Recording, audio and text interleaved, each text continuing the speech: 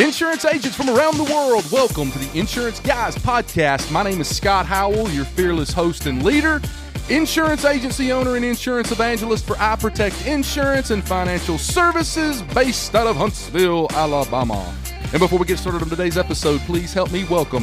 He is a 6'3" sophomore from Saraland, Alabama, Parade First Team All-American, Rivals 5-star recruit. He is a fantastic insurance agent and my friend. Ladies and gentlemen, please stand and welcome the incomparable Mr. Bradley Flowers. How are you, Bradley? I feel like you're going to have to start saying 5'8" sophomore because that's false advertising. Okay, I can do that. You know, I asked one time after age of 2021, you're like, nah, keep doing it. No, keep doing it. Okay. Well, guys, we're excited to be in Mobile, Alabama today.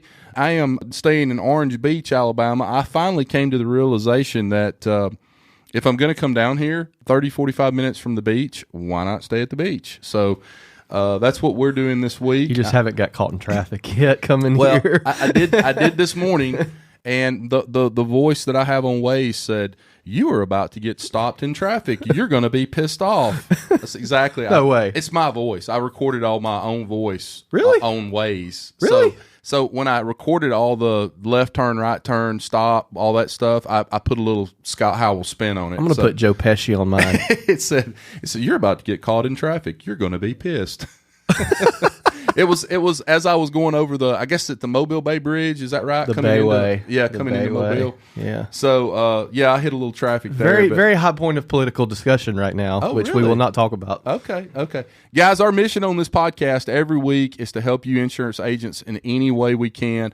We have an in-studio guest today, and I'm about to introduce him. But before we do, I just want to tell him again how blessed and honored we are to have him on the podcast. He is originally born in Chicago, Illinois, grew up in Fort Lauderdale, Florida, and currently lives in Daphne, Alabama.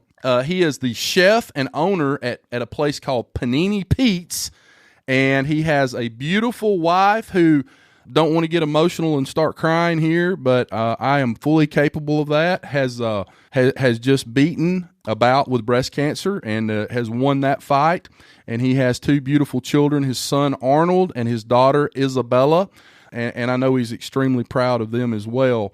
I want to read something as part of his intro before we get started today. So, and before I officially introduce him. In a few short years, Panini Pete has become a local favorite due to his commitment to put real food in his food and has never met a stranger approach to hospitality. Guys, little hint there about what we're going to be talking about today. And some of the best guests we've had have been outside of the insurance industry, Absolutely. And then we apply it for Right. Panini Pete's handcrafted, chef-driven sandwiches and burgers have made his brand one to watch. Recently voted the #1 sandwich shop in Alabama, the beignets have also launched this concept to new heights, garnering a host of positive media attention and rave reviews, not to mention a regular on the Food Network over the past 10 years. Panini Pete's has been featured on Diners, Drive-Ins, and Dives, the best of Diners, Drive-Ins, and Dives, Guy's Big Bite, Guy's Grocery Games, and guest judge on Food Truck Wars with Tyler Florence. Ladies and gentlemen, please stand and welcome the other incomparable Mr. Panini Pete. How are you, sir? Woo-woo! I'm doing great. What an intro. Oh, man, I'm proud to do it, brother. Yeah, this podcast is going downhill in a hurry. I don't think it is. In fact, I would say having someone like you that understands your particular industry as well as you do, what works, what doesn't work, how to be successful in arguably one of the toughest industries in the world to be successful in, because Absolutely. Any bank will tell you that people walk in every day going, hey, I got this great idea. I want to open up a restaurant. And banks go, exactly what they do. But I've always heard, you don't ever walk into a bank and tell them you want to open a restaurant or a gym and borrow a bunch of money, because they're going to be like, yeah, no thanks. But today, Pete, we're going to talk a little bit about personal branding, the things that you've done in your restaurants, and you are owner or part owner in a ton of different restaurants. and how that has impacted your business, and kind of try to tie the two in between the restaurant business and the insurance business. So go back and go back and tell us just a little bit about what you've done to be successful in your particular industry. I'll tell you what, what we do is first and foremost, what's your product? You got to make sure you have a solid product. Is it what can you bring? What can you offer to the public uniquely, or to your clientele? So for me, it's all about, I just had a commitment to great food, like we said, putting real food. I love that when people would say, "Man, this stuff's so good, it's so good." I said, "Well, we put real food in our food. We still do that." And consistency, like anything else, doing all you can to create less friction with your customers and create a great experience. For us, it's that short window that we have to entertain them, we have to feed them, we have to provide a safe environment and a consistent hospitality. Let them know we appreciate them spending their money. And to be able to do that at a high level consistently is very difficult. We have a lot of moving parts, a lot of people. So the culture you create in your company is huge, and just beating that drum day in and day out. So, those are the things we focus on constantly. I've got 1,000 questions for you. I swear I could sit here and talk to you. I'm not kidding, until 3:00 this afternoon. So I'm going to try to keep the most important thing. Great. First and foremost. So you live in Daphne. Right on. You have ownership percentages. I'm sure sometimes do you ever have a partner? Is it all just you? Recently I have brought in a partner or two. I have a great guy, Nick DeMario, who's my director of operations, and I cut him in on the last two. So he is a partner in Ed Seafood Shed as well as Squid Inc. And then I have a great friend, Robert Kabikoff. You talk about surrounding yourself with good people. I went to culinary school with him in the 80s up in New York. We've stayed good buddies. He's a phenomenal chef, phenomenal consultant. He actually is planning his exit strategy and wanted to participate. So he's a partner in a couple of them too. So Panini Pete's I own exclusively, and Sunset Point. And then as we're growing, sometimes you can afford, and it's smart to share some equity. Mm-hmm. So how do you manage your time relative to each restaurant, and how much time you're giving each restaurant to make sure that all the processes are being followed and the food's meeting your standard? And the other thing that I've always wanted to ask that spins off of that, hashtag Panini Pete Travels, or PP Adventures. PP Adventures. He travels like as much as Gary Vaynerchuk does. Mm-hmm. So compounded with that, how do you manage everything? Because like we talked on the last podcast with Kagan Hansen is, any business, but especially like an insurance agency. And actually we compared it to a restaurant. Right. It's a ton of moving parts. So absolutely. I mean, and early on, one of the things I learned, it kind of segues into managing time and where you need to be, as well as when you have other opportunities, was you have to share your vision, and you have to share your, cooking is easy. If you got it up here, if you got a good attitude and you got some heart, we can teach you the technique. And a lot of people aren't willing to do that in a lot of industries, whether it's job security or just personal insecurity, and to create systems, to create consistencies, to try to do really good at what you do. It takes discipline in things that you may not be great at. We're forming some standards, and, whether it's recipe guidelines, there's a lot of things that as a chef, you get so ego driven and chefy where only I can do this. And, I have to cook this and season to taste, and your palate's terrible. And, the more I realize that the more you can get somebody to the finish line, the closer they're going to be. So, after we were featured on the Food Network 11 years ago in the original Panini Pete's. And Guy and I just hit it off. We just had a blast. And I just started getting invited to stuff. Right. And fortunately, I had laid a foundation where I could leave for a few days, and I had great leadership and people that I trusted and empowered and helped train to do things properly, and got them engaged in always the end result too. This is for the customer. It's not just because I'm a pain in the butt. Right. It's because we want to do good for our guests. And creating those systems and that structures to try to recreate, you're only as good as your last plate in our industry. And, for an $8 panini, you need to sell a whole heck of a lot of those every day to make things work. So really trying to continually inspire people. Is we do manage putting out fires and stuff. That's very important. There's a lot of labor. People come and go. So right now we're getting ready to launch a new concept, Squid Inc., tomorrow on 102 Dolphin Street, which is awesome. So I'm spending a lot of time there. That launch is tomorrow? Yes, sir. Tomorrow. Okay. Unbelievable. So tomorrow night, is that going to be a dinner with specific people invited to for the opening? No, of that? He's trying to get him into Yeah, the you see where you see how I'm backdoored myself into that? We opened Monday to, Johnny's Wednesday to the public. Yeah. We actually last night did a little bit of a dry run with a few folks involved, and I hate you guys weren't there, but in the mix of it all, I definitely should have had you guys there. We did some samples and some tastings, and just kind of get a few reps in, right? And so tomorrow we go live, to the public, lunch and dinner and cocktails, and it's going to be chaos. But I think it's important. We go to a lot of these conferences or insurance conferences, and you talk to these people, and they're like, I got to get back to the office. And they have that pull, know. And even I've struggled with that a lot, to only go into one day of Elevate because I had to get back. But I know it's probably like one of the most important things you do is have those proper people in place.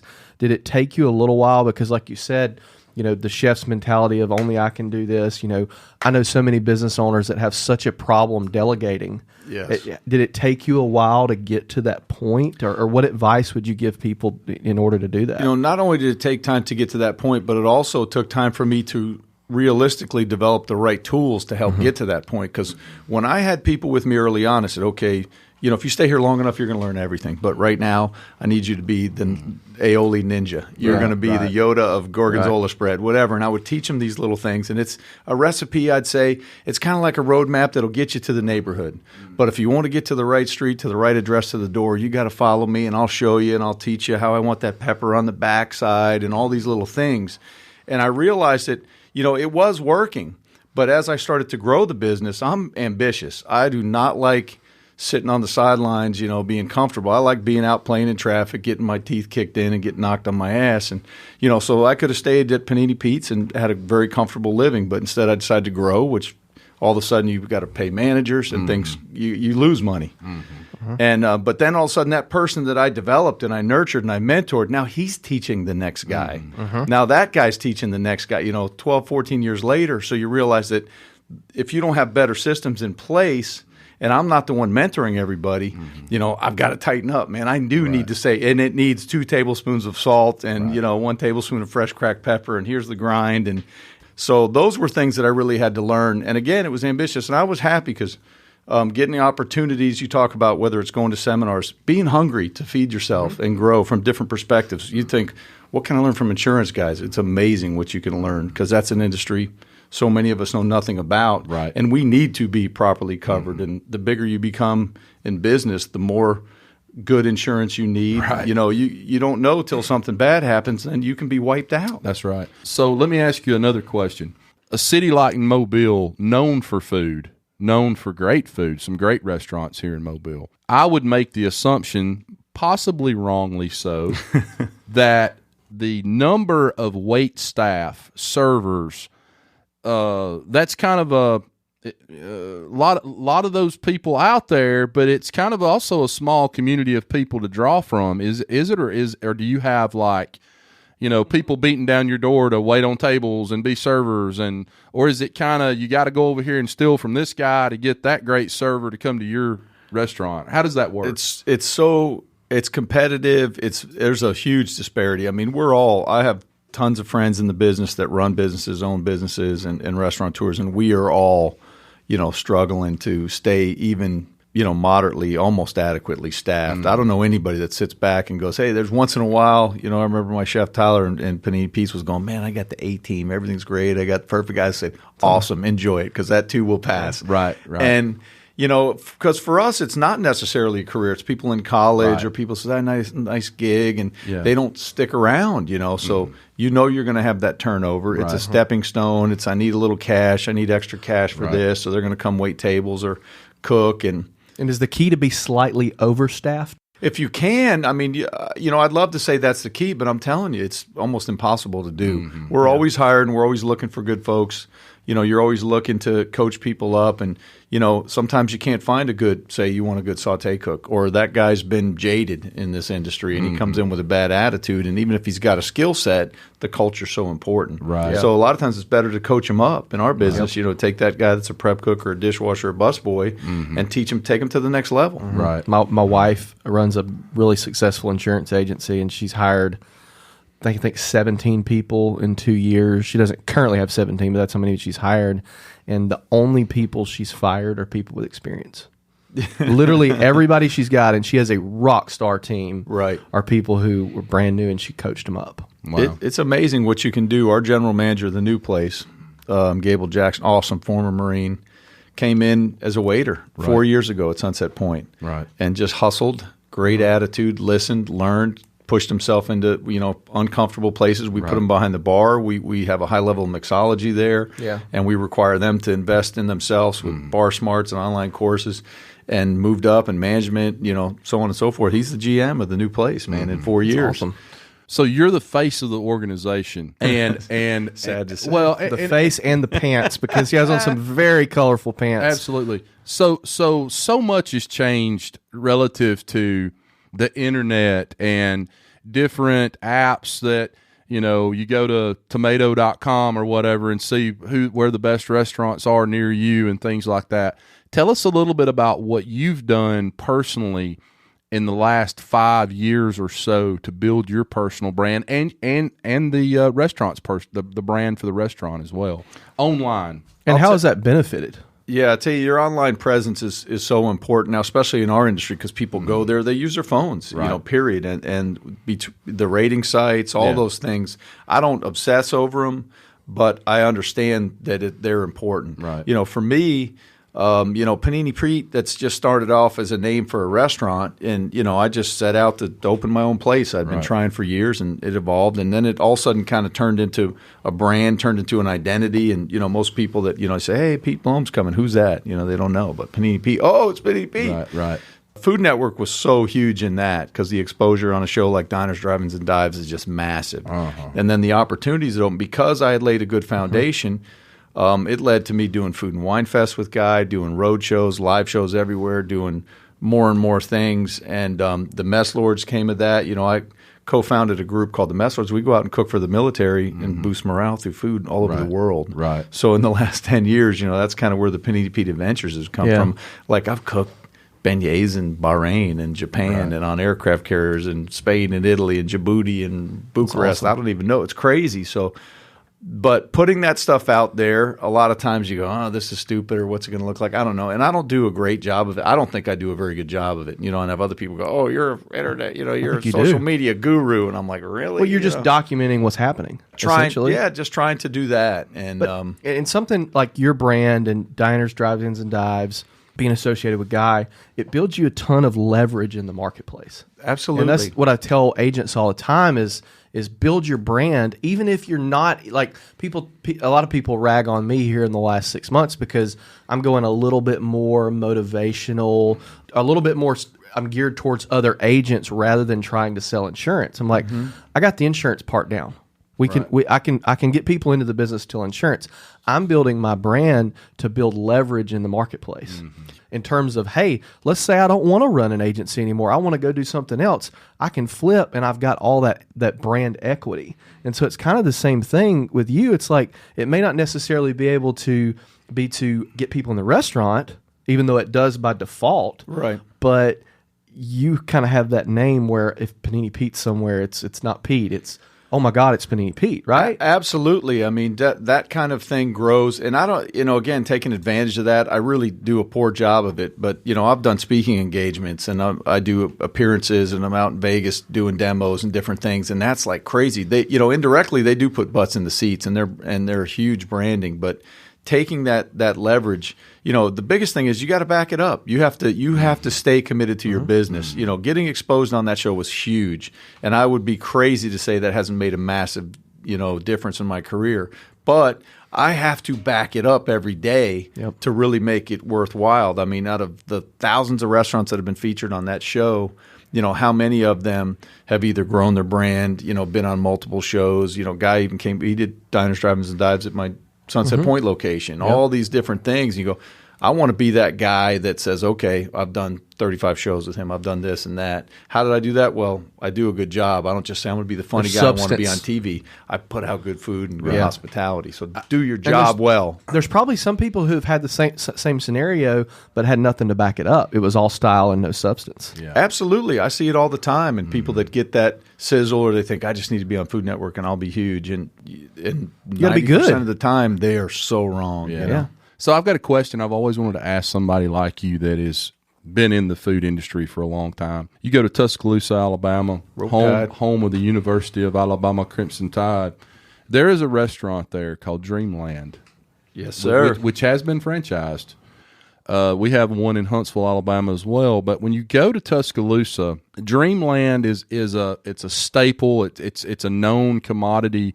People who have never been to Tuscaloosa always want to go to Dreamland and get ribs. And it's in the middle of nowhere. You have to drive, I believe it's down University, south of town, and then start taking a bunch of back roads to get up to it. And it's in a little old bitty house that's probably smaller than the house I live in, which I only have a 1,200 square foot house. But my question to all of that is, as a professional in this business for as many years as you've been in it and the experience that you have, does location really matter?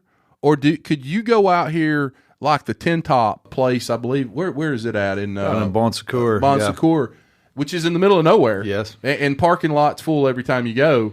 Or it used to be. I haven't been there in a few years. Does location really matter, or is it the quality of food? I mean, it's both, but don't kid yourself. Location is huge. I mean, places like Dreamland, Floribama, these iconic places that are unicorns, you just wish that guy's selling, a Philly cheesesteak and they're lying down the block. Right. And I got 7 different kinds of bread and I'm roasting my own meats. I'm making it too hard. But, sometimes it's just that perfect storm where, Bear Bryant took media guys there in the 70s. And that once you become iconic, just maintain it. Don't rest on your laurels. But that's hard to do. Like you said, they have franchises now. Right. Location, Panini Pete's, in the French Quarter, that had been 5 different restaurants in the previous 10 years, mostly closed.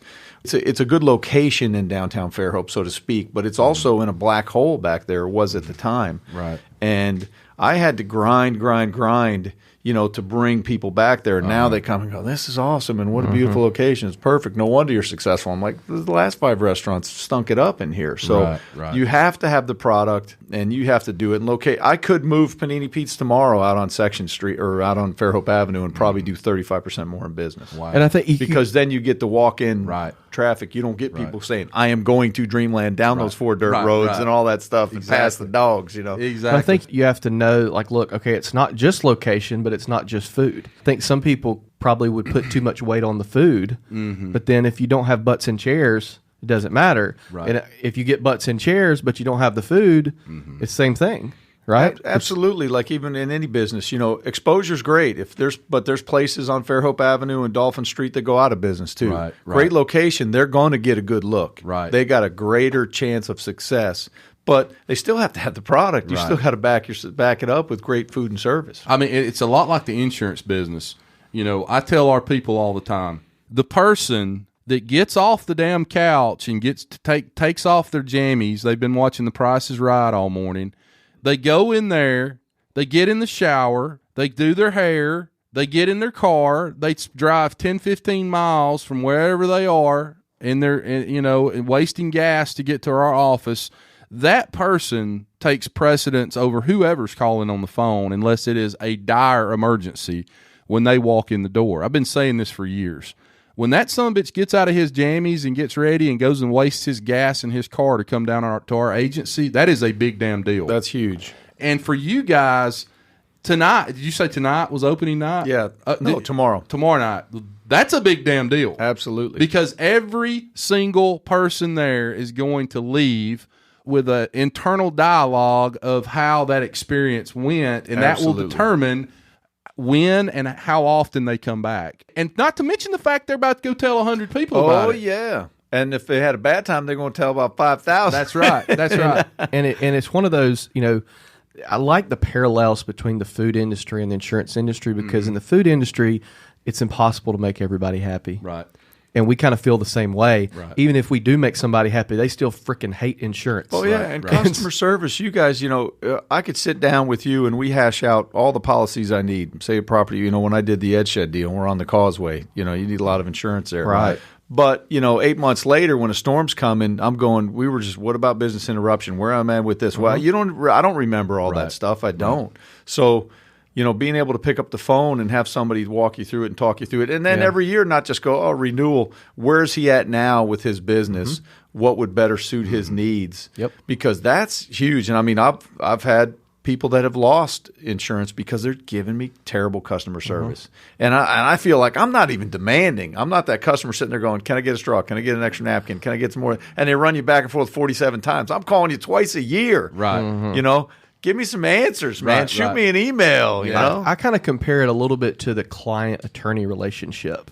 Like, you're paying me I'm expecting me to act in your best interest. Yes. Not write it and quit it and forget it. Yeah, get the sale. Especially with something as complex as you guys. I've got another question I've always wanted to ask somebody that I consider. You look like a kid in a candy store right now. Because I've got 1,000 questions, and they all parallel the insurance industry. So one question I have for you, and I told you we were going to get in the boat together when you came in here. Right on. I've given this a lot of thought, more thought than I should. You go into a restaurant, don't care what restaurant it is, don't care where you are. Somebody like Pete or a manager or someone in that restaurant comes up to you. How's the food? How's everything going? Well, most people, the majority of people in the United States of America, do not want to be confrontational. They don't want to say anything negative. And this parallels the insurance agency as well, because Bradley and I can pick up the phone and call our customers and say, hey, I'm not calling you about anything other than I just want to know how your experience has been in our insurance agency. And 9 times out of 10, whether it's been good or bad, those people don't want to get into a confrontation with you and tell you exactly how they feel. I've always wondered, because I have people come up to me in restaurants all the time, managers, and they do it in kind of an, oh, by the way, hey, guys, how's your night? Or, you know, how's the food?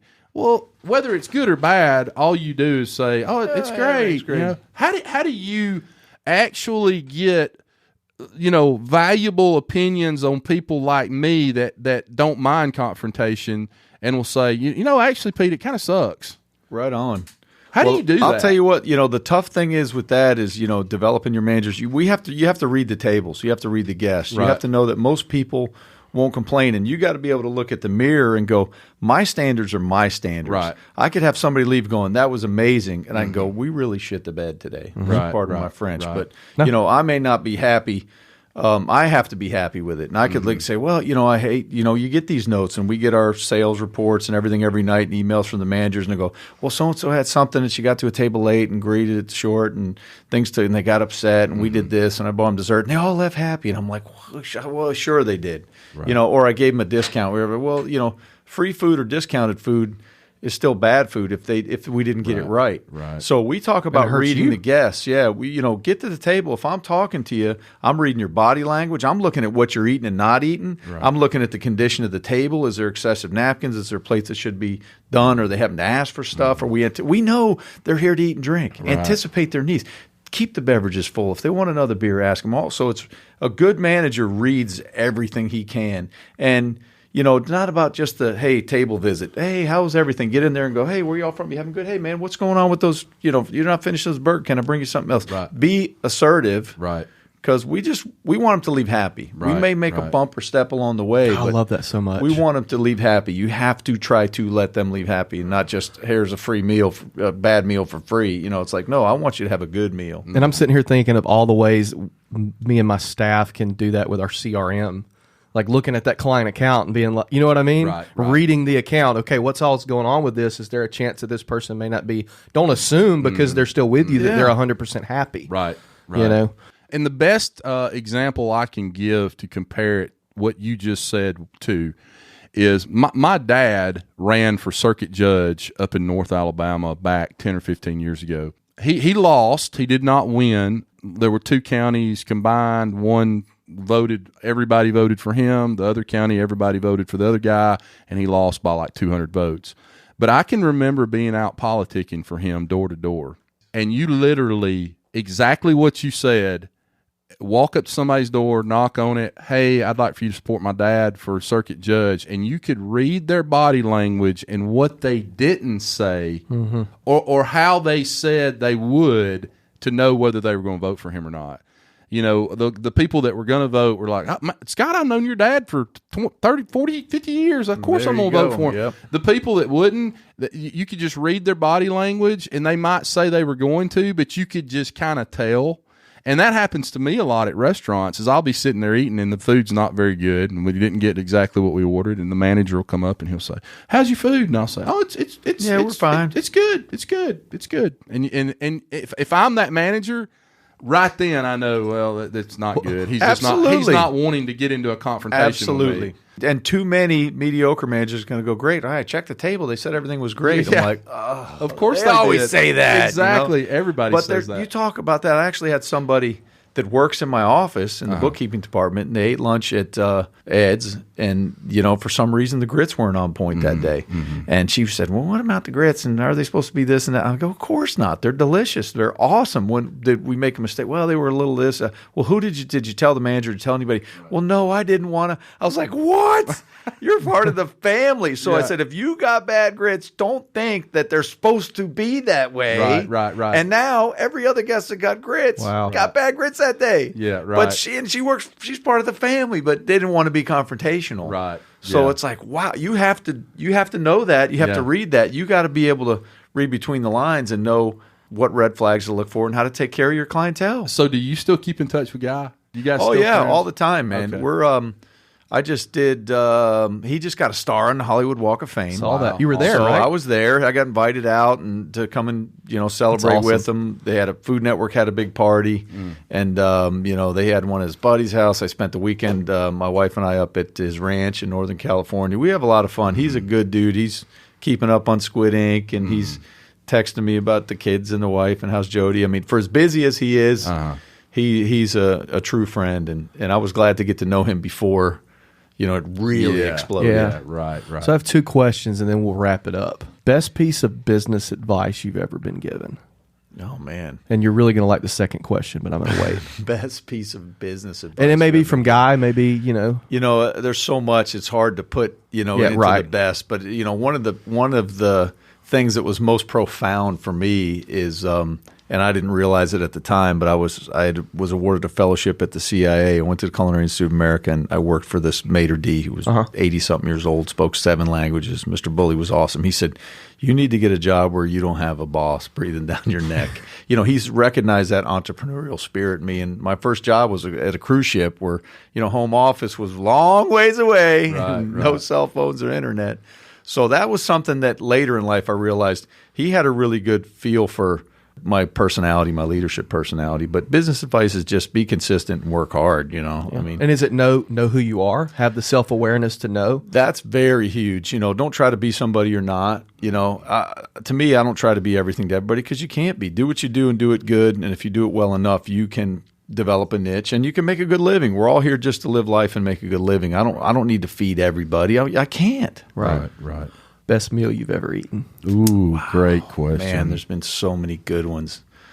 Wow. The best? I hate when I ask you your best. I mean, it's like, how can you say the best? One of the best. It's like, there's so many good ones. That's not a meal from his restaurant. Or what about one of your favorite meals? I mean, one thing I really, really, really love Italian food because it's simple and it's about the ingredients. And some of the cool things is, being in the mess lords and traveling. I'll tell you, probably some of the most surreal events I've had around simple food is in Japan. And I mean, ramen there is lights out. Like it just feeds your soul. Yakitori on the street, is just mind boggling. And again, it's so much of what we try. When you go into Squid Ink and you look at what we did, bringing out the history of Mobile and in the food with the Spanish, British, and French influence and some of the history of the restaurants that have been there over the last 100 years, the experience is huge. The food is the lead singer, but the experience is the whole band. You got your quarterback, but you can't do anything without everything else. So it's those memories, those moments, those views, those experiences that you just go, oh my God, I just wish I could eat this all day or every day, and it just takes you back. So, and the people you're with when you're eating sometimes too. It absolutely adds to that. There's so many epic times that we celebrate food and drink with friends and family, and it's. I mean, I could go on. I could write a book about just those experiences. There's so many. Cool. What's the most famous person you've ever served a meal for, or cooked a meal for? Famous? I'll have to think a minute. At Lady Bird Johnson, we catered for when I was up at the CIA. Bill Murray ate in there. I fed Liza Minnelli, Gene Hackman, tons of athletes. Wow.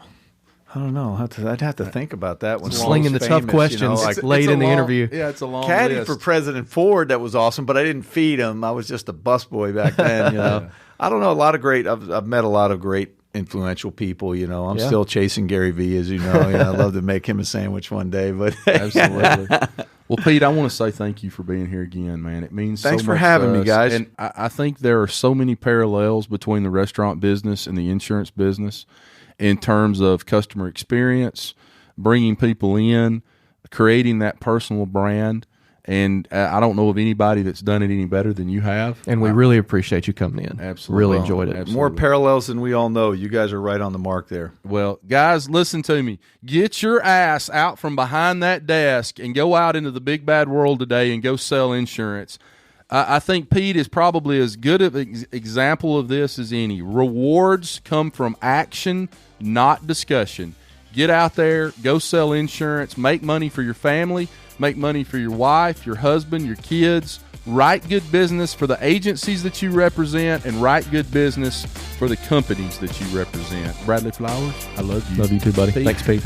Love you guys. Amen. Hey, guys, you are listening to the Insurance Guys podcast, and we'll see you back here real soon. Take care. Thanks for listening to the Insurance Guys podcast. If you need to know more about me or you need to get in touch with Scott, you can always reach me at theinsuranceguyonline.com or email me at iprotectins@gmail.com. And if you need to get in touch with Mr. Bradley Flowers, go to bradleyflowersinsurance.com or email him at bradley@saralandinsurance.com. Guys, we love you. Thank you so much for listening. We look forward to being with you again real soon on the next episode of The Insurance Guys.